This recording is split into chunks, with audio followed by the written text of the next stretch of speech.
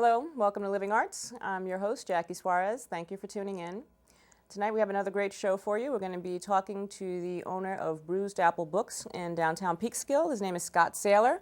Scott, welcome to the show. Thank you. And we also have his office manager, is it safe to say that, or the store manager, Andrew Acciaro. Andrew, welcome to the show. Oh, thank you.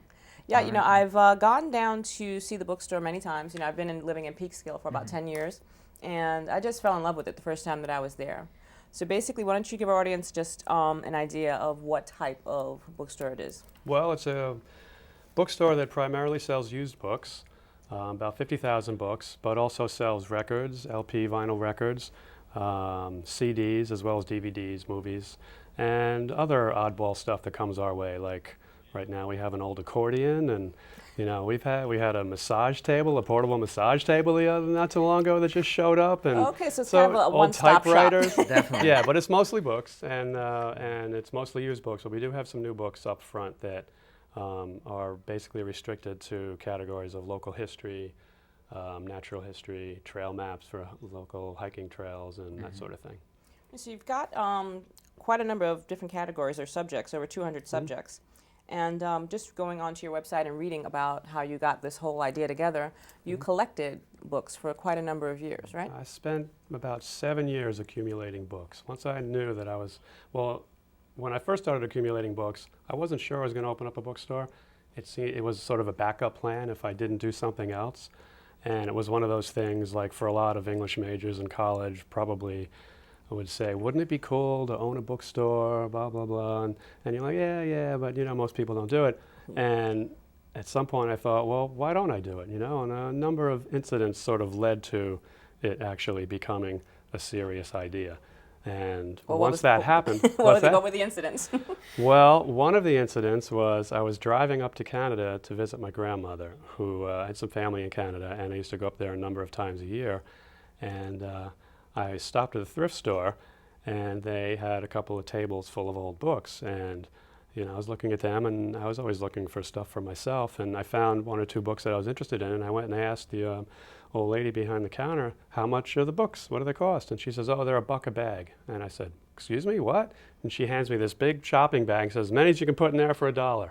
I'm like, are you kidding me? So I went back and I just thoroughly went through every book in the place, and I filled that bag with books that I thought anybody I knew might be interested in. I had a friend, Donna, that lived in Toronto, and she liked to build things. So there's a book about how to make, like, you know, tools out of everyday objects and all this. So for the next month or two, I was just giving away books. Like, I felt like Santa Claus. It was so much fun. And then it hit me while I was driving again that if I could start finding books cheaply like that, but had enough time to really amass them and wasn't in a hurry, well, how hard is it to, you know, get a bunch of wood and build bookshelves and, you know, write prices in a pencil in a book and put them on the shelf.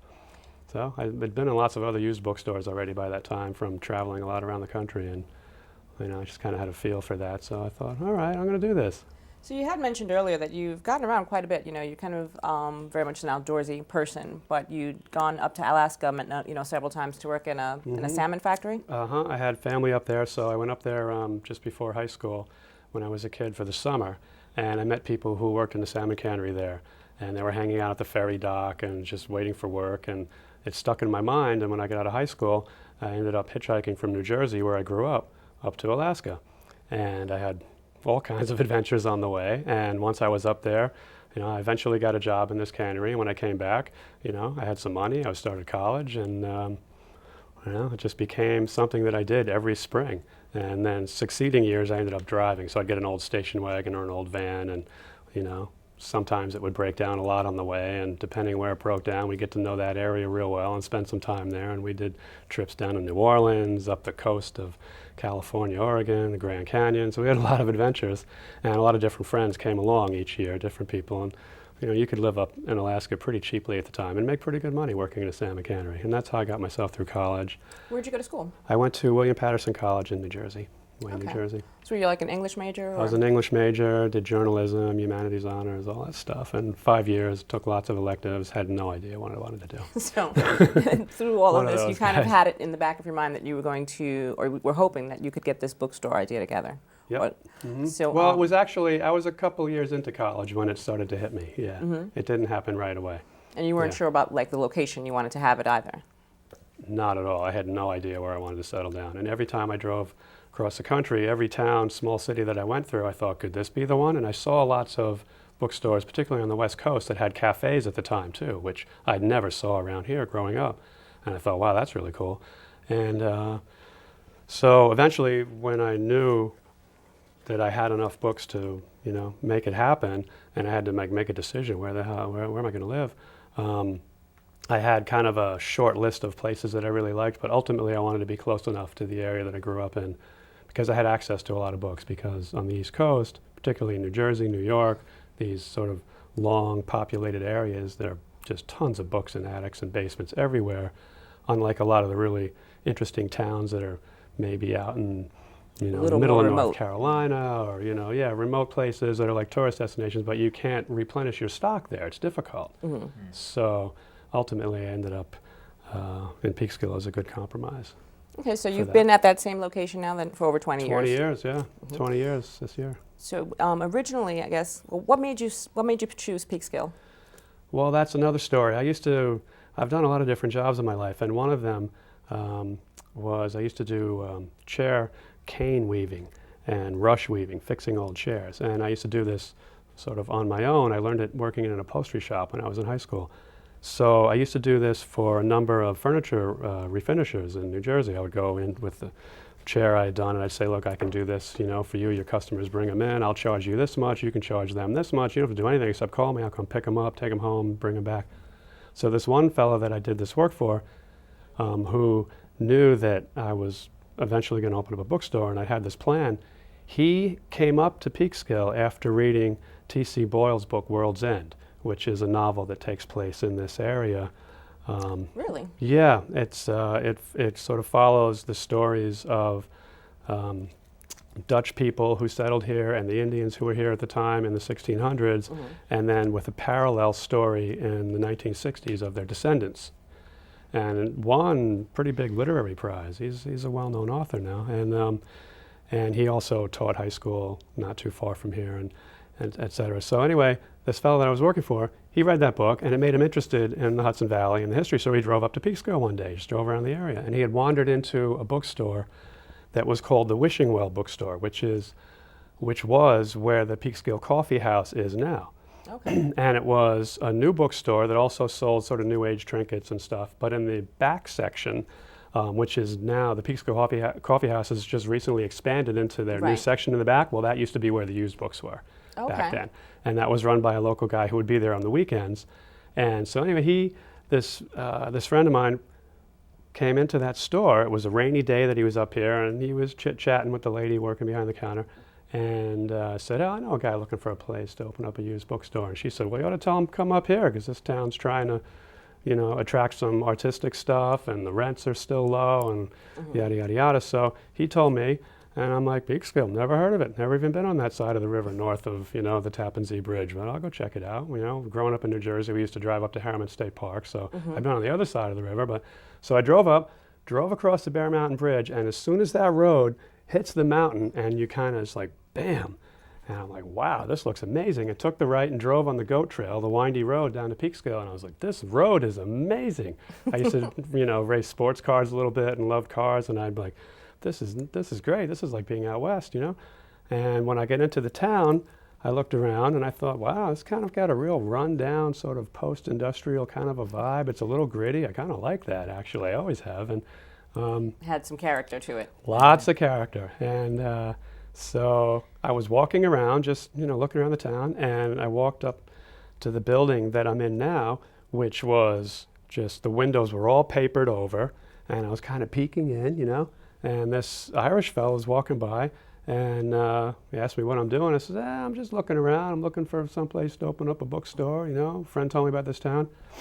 And he's like, oh, I'll let you in. He was a super of the building, so he lets me in. I look around, and I could see that there was a sort of a drop ceiling with fluorescent light fixtures. It looked like an office, It looked terrible. and the floor had this wall-to-wall mauve carpeting on top of, on top of particle board that was screwed in. But at the edge, you could see there was an old wood floor underneath. Okay. And I climbed up on an old cabinet that was still sitting in there and popped one of the tiles, and I could see there was an old tin ceiling up there. And I thought, wow, this has got some potential. So anyway, one thing led to another. I talked to the landlord. We worked it out. And, I came up here and I spent about 6 months basically camping out in the back of this store while I You were doing the built the renovations place. yourself? Did everything myself, yeah. So With a friend. I had a real good friend at the time who, helped me. Now, the layout of the store, you said, you didn't want it to seem claustrophobic. What was, I guess, Absolutely.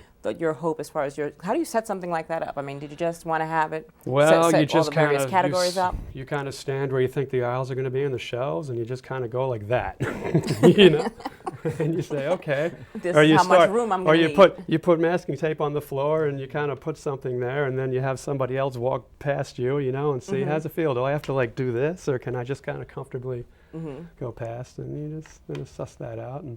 But yeah, I didn't like the sort of claustrophobic, congested feeling that a lot of used bookstores have, where things are just piled up and about to fall over, and only one person can get in the aisle at a time, and it used to just drive me crazy.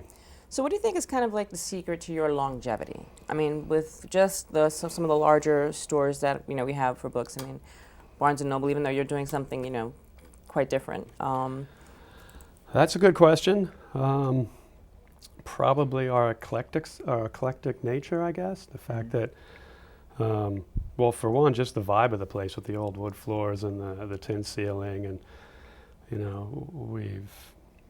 it's sort of grown organically in the way that it just you don't have a lot of sort of shiny Formica fluorescent lighting. It's not all cookie cutter stuff that came from some factory in China. It's got soul. Creaky floors, funky. Yeah, we've got all sorts of weird things tacked up on the wall. You'll just find surprises everywhere. And then our stock is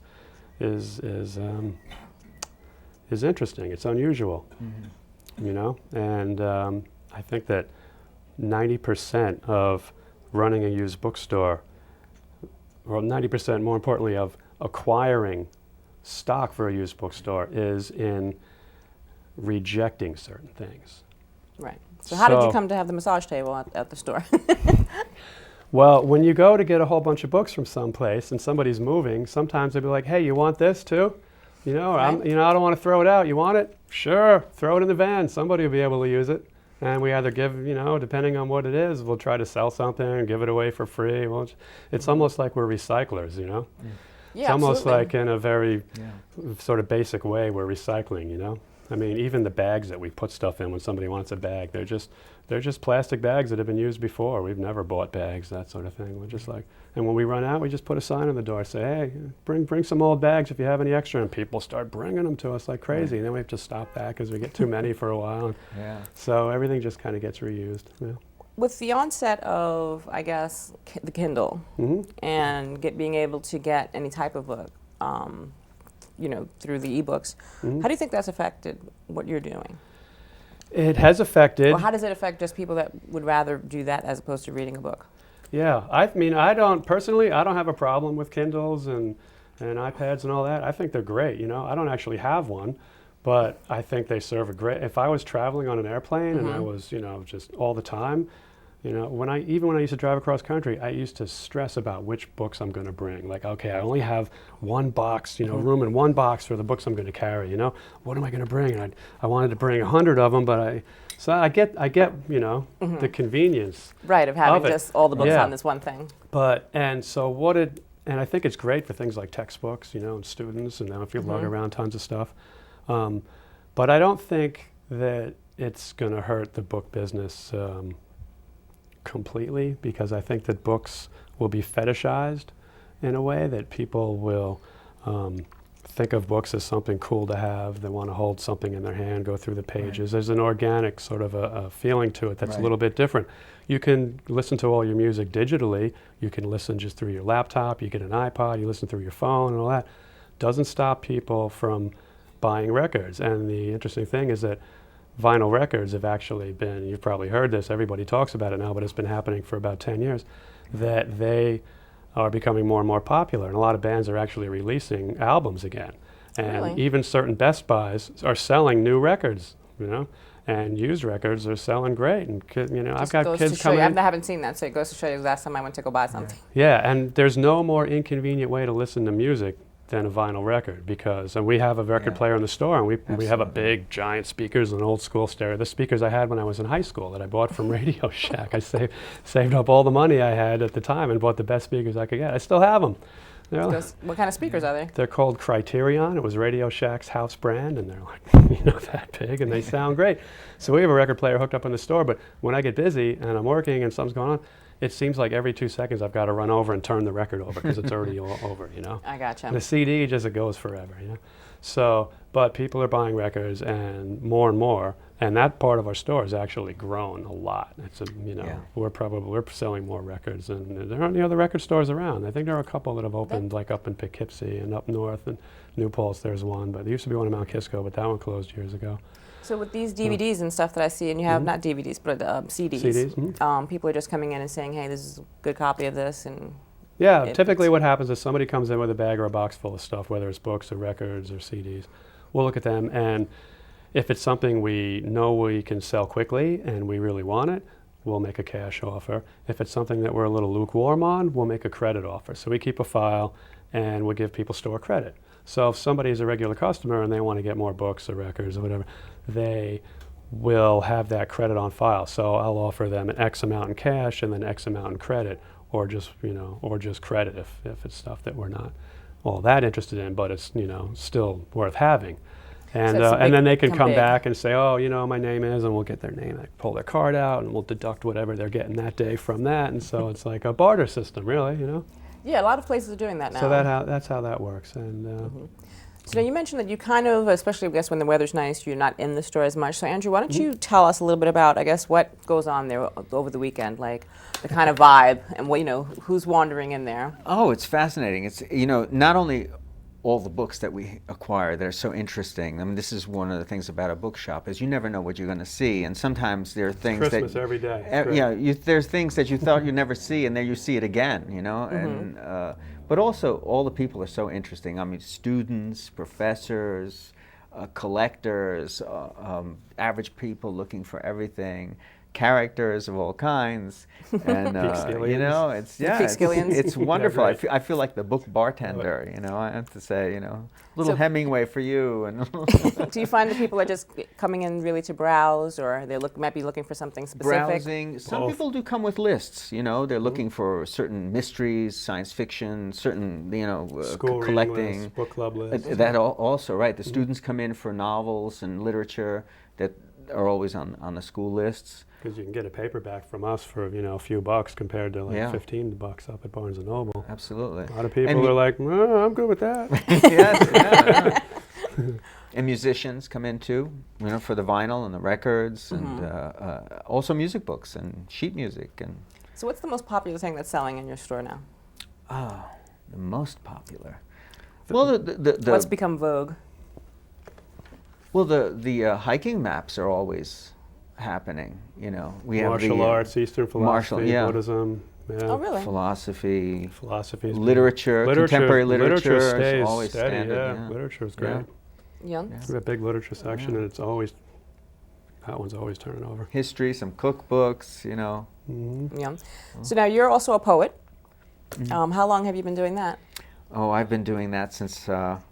My gosh, I can remember. I mean, for a while I went to the Art Students League and I used to paint and draw, but poetry's cheaper. Nobody wants to be a poet. Being a poet is like being an aristocrat in the Revolution. Everybody wants to be an aristocrat because poverty is no solution. This is another kind of communication. This poem starts with a quote. "Beauty is only the promise of happiness." Stendhal. At his grave in Paris, I dreamed of Jim Morrison with all his Adonis energy, fierce prowess of delight and primordial blues, nimble as a lizard's tail, light as a feather suspended in moonlit air, spilling visions from an empty bottle of booze. How he broke through the dull daily rants and how Rimbaud was right. But most I wondered where he got those great leather pants that fit so thimble tight. Hunza malurik tu vetem, put shoch varean, put gegen lulat, Chaithanyan Kushtada, Uttada. The moon left me here alone to watch the wind, to listen to the flowers that say, who wants you? I want you. But yeah, and there's always tons of information coming through the doors of the bookshop, you know. So you've got kind of like a wealth of material. Wealth of material and experiences and stories, and you know, it's the old saying, the shortest space between people and truth are stories, and people have a lot of stories. Boy, do we hear them. Yeah. So We should have been recording people. Yeah. Oh man, if it had been the smartphone era when we started out, we could have documented so many interesting people in this town who are now no longer around for the most part. But So what are some of the challenges you have to being in that space? As far as well, I enjoy it all. I mean, the challenges are part of it. You know, people coming in with different things and requests and. Is the inventory part of it? Chat. I guess that must be. Yeah, the inventory and the conversations and people calling on up and seeing if we have things, and I'll hold it for them, or I'll try to search and see. Or we have a wish list book, so people will come in with things that they're looking for, and sometimes we'll have them and we'll call them up, and here it is, and they're really thrilled by it. And then what's wonderful is a lot of times people come in and say, I've been looking for this book for years, this particular edition, and they're thrilled by it, and it's just a great feeling. You know? it's like the Rolling Stones song. You know, you don't always get what you want, but you get what you need. Yeah. You come in, you look for one thing, but you found something else, and you realize, holy cow, I actually like that better. Yeah, that's never kind of know. like the feeling I've had when I'll walk in and it's kind of like I'm kind of sauntering around and I'm like, do I really need this? You know, do I really need this? And then I'll see something and I'm like, this is what I was really coming in here for. It's just something I may have read before, something I haven't wanted to read. Yeah. So I guess you started out having kind of a cafe there, a coffee shop type thing. Yep. And it didn't work out for you. So Well, it worked out really well, actually. I mean, it was super popular. We were actually, when I closed it, somebody gave me a petition with over 200 signatures on it begging me not to close it. But ultimately, you have to pay rent, and you have to pay bills, and it just didn't make enough money, okay.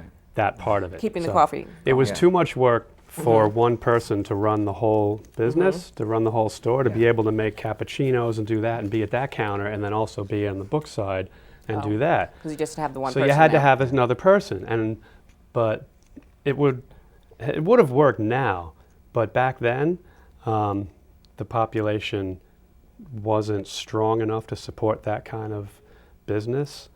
We were very, very busy on the weekends, particularly when the Paramount Theater would have a big show. We'd have a line out the door at night. The place would just be hopping. We'd be until like 1 in the morning. It was really the only place that wasn't a seedy bar that was actually a hangout. And wow, we were so- open all night, yeah. Okay. Well, not all night, but I mean late. And but during the week, it was just dead. It was just regulars who had no money playing chess all day long, which was great because I played chess too, and I was hanging out. But ultimately, the few different people who ran the cafe part, and I actually didn't even charge anybody to run it. They were like friends, you know. I'm like, run it. If you make any money, great. You know, that's awesome. I'm just happy to have it there. And each time they were like, nah, it just doesn't make enough money. I can't do it anymore. It's too So bad. Were you ultimately- kind of like, wow, when like the Peekskill coffee shop started, you were like, shoot, I was they like, took my thank idea. God. Yeah, right. No, not at all. I was so happy when they opened. Because it was a nice compliment Yeah. to the town. Yeah, because now there was a coffee house, and I didn't have to listen to people constantly saying, when are you going to open up the coffee shop again? Oh, I'm like, oh, my God. Now we have a coffee shop, yay. So I guess moving forward, do you kind of envision, do you want it to stay pretty much the way that it is, or do you have a vision of just where you want to be 5 years from now? I don't have any huge plans. I'll give you a little hint, movies. Movies. Movies. In You what don't way? really have a lot of Showing space, like show movies some or movies selling- there, yeah. Show movies. Like the little intimate thing there. Yeah, that's No? an idea. Too small?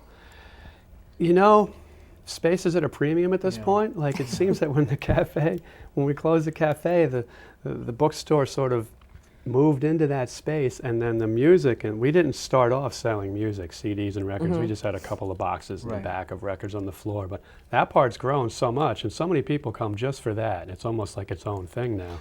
Okay. So it's like a music store in a lot of ways. It does have an organic growth to it like that. And there's an arc to things, like when the coffee house was going was great. But, then those kind of things fade away and something else has to come in. And like Scott's saying, it just develops almost a life of its own in a way. Right now, the challenge is trying to find the space to do anything extra. Yeah. It's like if something else new happens, something else has to come out to make room for it. Right. I mean, I'm looking around my space. I'm like, all right, if I get more T-shirts made, where am I going to display them? It's like there's just no wall space left. And That's true. the record collection has grown. We've went from just having a few hundred records to having thousands and thousands of them now. So now, if somebody wanted to, are you available online for anyone to purchase anything from the store, or? No, we do list some things on Amazon. We do sell some stuff on Amazon, but not much. Just the oddball things like, history of a town that's like in the middle of nowhere in Ohio that, we can't even sell in the 50-cent bin. We're like, let's put that one on Amazon. Maybe we can get 10, 15, 20 bucks for it that way. Does that so work we do out that, for you? but it does, yeah. It seems like it's maybe 10% of the business. And that sort of fills in the gap of the 10% that was probably lost to the internet in the first place. Because when I opened, there was a whole subculture of people who went from bookstore to bookstore. These were called scouts, book scouts, and they would find books for people. They were like book finders. And this was before the internet. You could just find it yourself.